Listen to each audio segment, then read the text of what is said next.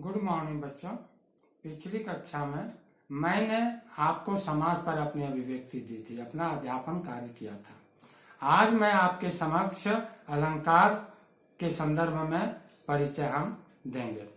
अलंकार का शाब्दिक अर्थ होता है आभूषण, अर्थात गहना और जेवर। इसकी परिभाषा हम इस प्रकार दे सकते हैं: कविता अथवा वनिता की शोभा बढ़ाने वाले धर्म अर्थात साधन को अलंकार कहते हैं। अलंकार के तीन भेद बताए गए हैं मुख्य रूप में। पहला शब्दालंकार, दूसरा अर्थालंकार, तीसरा उभयालंकार। शब्दालंकार का अभिप्राय यहाँ पर शब्द के माध्यम से जहाँ पर कविता की पंक्तियों में चमत्कार उत्पन्न होता हो, दूसरा जहाँ शब्द अर्थों के माध्यम से चमत्कार उत्पन्न होता हो, और जहाँ पर शब्दालंकार और अर्थालंकार के माध्यम से कविता की पंक्तियों में चमत्कार उत्पन्न होता हो, उसे उभयालंकार कहते हैं। कहने का आशय यह है कि शब्दालंकार, अर्थालंकार और उभयालंकार, इन तीनों के माध्यम से कविता में सौंदर्य उत्पन्न होता है। इसके प्रभेद किए गए हैं। पहला अनुप्रास अलंकार। अनुप्रास अलंकार में समान वर्णों की आवृत्ति होती है। जैसे मुदित महीपति मंदिर आए, यहाँ पर मुदित, महीपति और मंदिर शब्द में प्रथमतः म वर्णों की आवृत्ति हुई है, अतः इस उदाहरण में अनुप्रास अलंकार है। दूसरा यमक अलंकार। यमक का अर्थ होता है दो, अर्थात जहाँ पर कम से कम दो शब्द आते हों समान रूप में, लेकिन उनके अर्थ अलग अलग होते हों, उसे यमक अलंकार कहते हैं। जैसे कनक कनकतै सौगुनी, यहाँ पर कनक शब्द में सोना अर्थ लगा हुआ है और दूसरे कनक शब्द में धतुरा के रूप में धतुरा अर्थ में प्रस्तुत किया गया है। तीसरा है श्लेष अलंकार। श्लेष का अर्थ होता है चिपका हुआ। यह श्लेष शब्दों से बना हुआ है। इसकी परिभाषा हम इस प्रकार दे सकते हैं: श्लेष शब्दों से अनेक अर्थों के कथन को श्लेष अलंकार कहते हैं। जैसे रहमन पानी राखिए, बिन पानी सब शून, पानी गए न उबरे, मोती मानुष चून।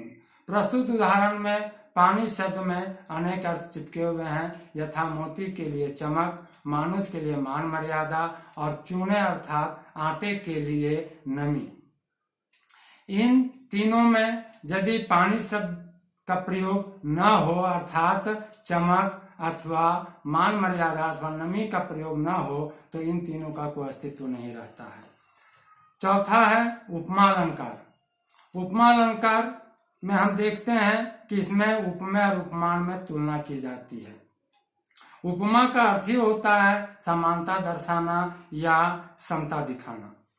इसके चार अंग बताए गए हैं: उपमान, जिससे तुलना की जाए; दूसरा उपमेय, जिसकी तुलना की जाए; तीसरा वाचक, यानी कि उपमेय और उपमान की तुलना कराने वाले शब्द; और चौथा है साधारण धर्म, अर्थात उपमेय की विशेषता बताने वाले शब्द।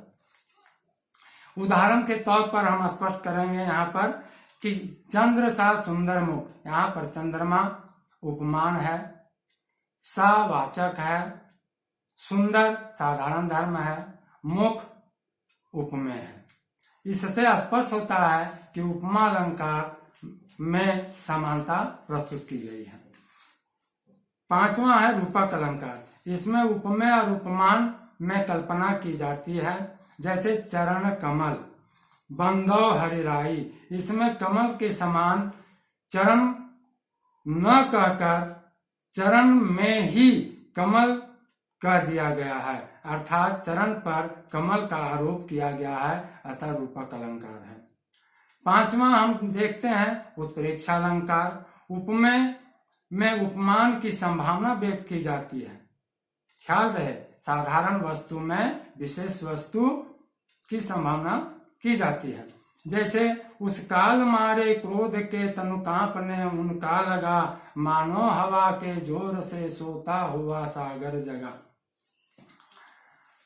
छठा है अतिशयोक्ति अलंकार। इसमें उपमेय का वर्णन बढ़ा चढ़ाकर किया जाता है।